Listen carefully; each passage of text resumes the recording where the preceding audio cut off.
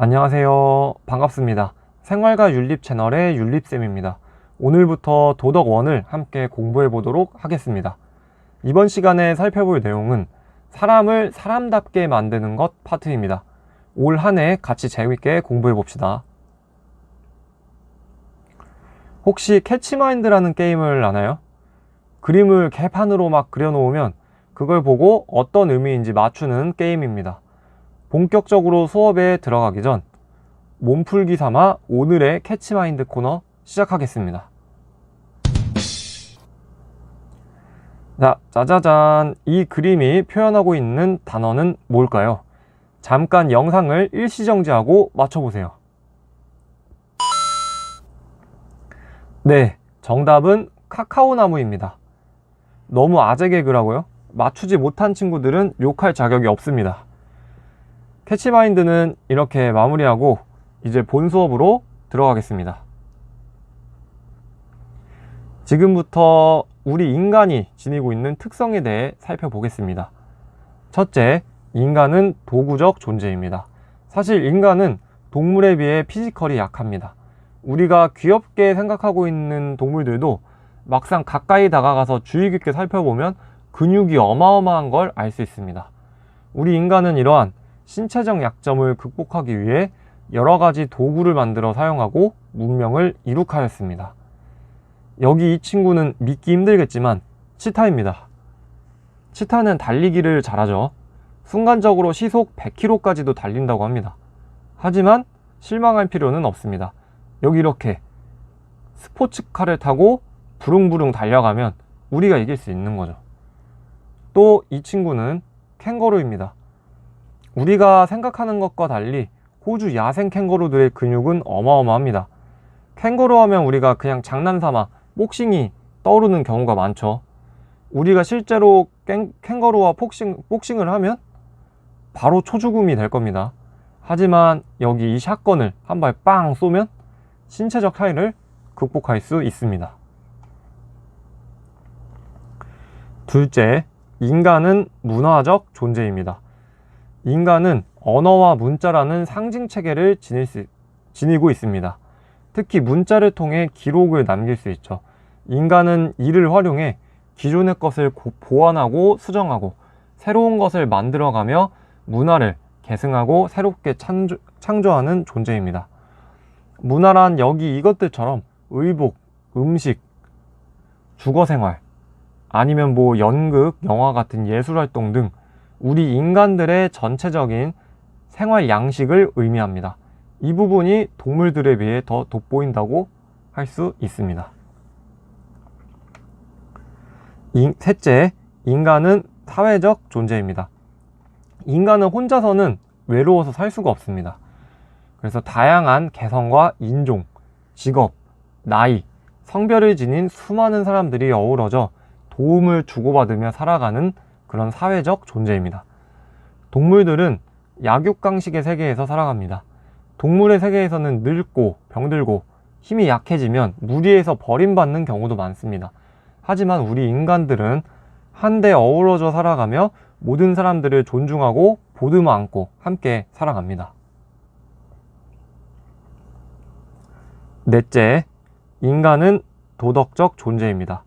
동물은 생존과 본능을 위해 행동하지만 우리 인간은 욕구와 충동을 절제하며 다른 사람과 더불어 살아가는 데 필요한 규범을 지킬 수 있는 존재입니다. 사실 도덕이란 것이 어렵다면 어렵지만 간단하게 보자면 육체적, 부정적 욕구와 충동의 유혹을 참아내고 여기 있는 천사, 우리 마음속 도덕의 속삭임에 따르는 것이라 할 수 있습니다. 지하철 타고 가다가 이렇게 어르신을 만났을 때 계속 앉아있고 싶고 못 본 척하고 싶은 욕구가 들더라도 저 어르신은 나보다 더 힘들겠지? 하는 마음으로 벌떡 일어나 양보하는 이런 마음씨가 바로 도덕인 겁니다. 이렇게 인간의 특성에 대해 살펴봤는데요. 이제는 사람다운 삶을 위해 진짜 우리가 사람답게 살기 위해서는 어떻게 해야 될지 살펴볼까요? 일단은 우리가 동물과 다르게 정말 사람답게 살기 위해서는 물질적 가치뿐만 아니라 정신적 가치를 추구해야 합니다. 정신적 가치는 대표적으로 진, 선, 미, 성 이렇게 네 가지로 요약할 수 있습니다. 하나씩 차근차근 살펴보겠습니다. 진이란 한자로 참 진짜를 말합니다. 진리 추구라는 뜻인데요. 학문 추구를 통한 의미 있는 삶입니다. 뭐 교수님이 되어 논문을 쓰거나 과학자가 되어 엄청난 이론을 발명하거나 이런 것들이 있겠죠. 그리고 이것뿐만 아니라 뭐 대단한 게 아니라 우리가 어려운 수학 문제를 뭐 10분 동안 고민해서 딱 풀어서 맞췄을 때 느껴지는 그 성취감과 통쾌함 이런 것들도 다 진이라고 볼 수 있습니다. 선이란 착할 선, 선행 추구라는 뜻으로 도덕 생활을 통한 의미 있는 삶을 말합니다. 다른 힘든 이웃들에게 봉사하고 도움을 나누고 뭐 베풀면서 느껴지는 그 뿌듯함과 즐거움 이런 것들이 바로 선의 가치입니다. 미란 아름다울 미, 아름다움 추구라는 뜻으로 그냥 아름답다 해서 끝나면 안 되고요. 폭넓게 예술 활동을 통한 의미 있는 삶을 말합니다. 이렇게 그림을 그리거나 또는 뭐 시를 쓰거나 문학 작품을 만들 수도 있고요. 여기 이렇게 연극, 영화 같은 활동을 하거나 또는 감상을 했을 때 느껴지는 감동 같은 것들이 미의 가치입니다. 우리가 몇백 년 전의 사람인 고흐, 고갱 이런 분들의 작품을 아직도 보면서 감동을 받고 이런 것만 봐도 정신적 가치의 위대함을 알 수 있죠. 마지막으로 성은 성스러울 성, 종교 생활을 통한 의미 있는 삶을 말합니다. 우리 인간은 아쉽게도 불완전한 존재이기 때문에 완전한 존재에게 기대고 싶어하는 마음이 조금씩은 있습니다. 그래서 완전한 존재인 신에게 의지하고 삶을 성찰하며 의미를 찾을 수도 있습니다. 이렇게 정신적 가치를 추구하는 건 진정한 사람다운 삶을 위해 꼭 필요합니다. 더불어 도덕적 가치를 추구하는 것도 정말로 필요합니다. 사회적으로 아무리 성공하고 돈을 많이 벌어도 비도덕적으로 행동을 한다면 우리가 그 사람을 마음속 깊숙이 훌륭한 사람이라고 생각하지 않습니다. 따라서 우리는 도덕적 가치의 의미를 알고 실천해야 합니다. 그러기 위해서는 일단 자신의 행동을 반성하고 절제할 줄 알아야 합니다. 그리고 타인을 존중하고 배려할 줄 알아야 할 것입니다.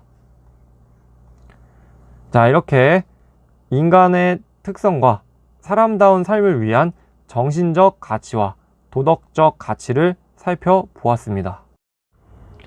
마지막으로 고대 동양의 어르신들이 말씀하신 인간의 본성에 대한 생각 한번 알아보도록 하겠습니다. 교과서 13페이지 밑에 부분을 참고하면 되겠습니다. 먼저 볼 사람은 고자라는 분인데요. 고 선생님이라는 뜻입니다. 고 선생님은 인간의 본성은 선이나 악으로 정해져 있지 않다고 주장했습니다. 이런 고 선생님의 이론을 성무선악설이라고 합니다. 한자말 그대로 인간 본성에는 선도 없고 악도 없다는 겁니다. 그러면서 든 예시가 이렇게 굽이굽이 돌아가는 강물처럼 우리 본성도 어떻게 하느냐에 따라 착해질 수도 나빠질 수도 있다. 정해진 것이 아니다. 이렇게 주장을 하였습니다. 반면에 맹자는 이를 반대하며 인간의 본성은 선하다는 성선설을 주장했습니다. 그러면서 고 선생님이 말한 강물의 비유를 이렇게 반박합니다. 물은 위에서 아래로 흐르게 정해져 있듯이 인간의 본성도 선한 것으로 정해져 있다. 이분은 우물에 빠지는 아이를 예시로 듭니다. 우리가 우물에 빠질 위기에 처한 아이를 본다면 아이를 구했을 때 내가 얻을 이득이나 사람들의 칭찬 같은 것들 뭐 이런 거를 따져보고 생각하는 게 아니라 일단 무의식 중에 달려가서 아기를 구하고 본다는 것이죠. 마지막으로 순자는 인간의 본성은 악하다는 성악설을 주장했습니다. 인간의 본성은 이익 보는 것을 좋아하고 다른 사람을 질투하고 미워하며 몸에서 비롯된 욕구가 있다고 보았습니다.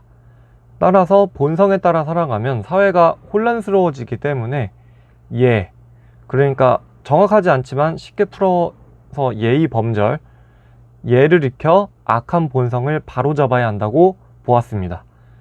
이 부분은 활동을 통해 조금 더 이야기 나눠보도록 하겠습니다. 자, 그러면 오늘은 여기서 마치겠습니다. 끝. 구독과 좋아요 부탁합니다. 안녕.